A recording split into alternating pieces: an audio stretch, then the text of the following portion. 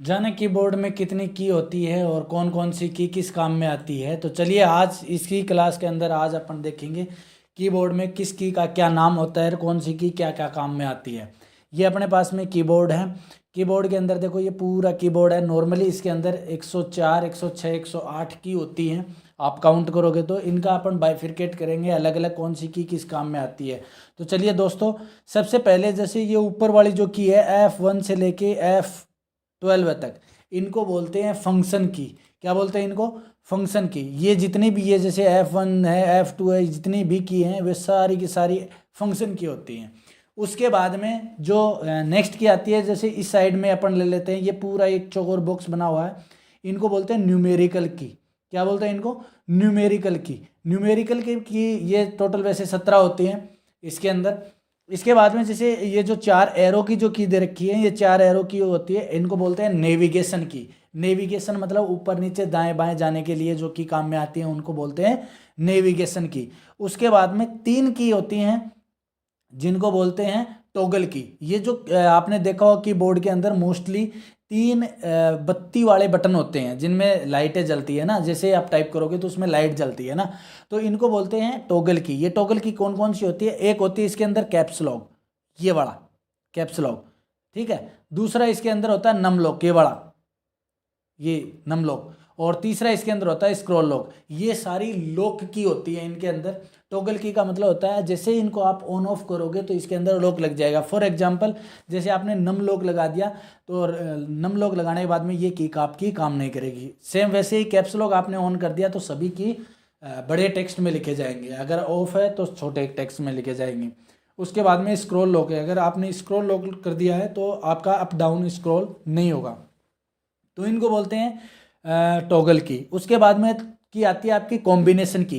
Combination की होती हैं 3।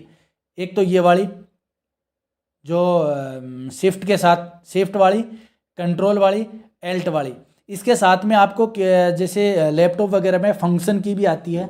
तो ये जो है वो आती हैं इसके अंदर कॉम्बिनेशन की। कॉम्बिनेशन का मतलब ये है कि इनको सिंगल आप यूज नहीं कर सकते, इनके साथ में आपको कोई ना कोई की काम में लेनी पड़ेगी। उसके बाद में इसके अंदर ये जो बड़ी वाली जो होती है तो स्पेस बार होती है, ये वाली, ये स्पेस बार आपको पता ही है। इसके बाद में जो इसके अलावा जो की आती है वो आती है स्पेशल पर्पज़ कीज, ये वाली।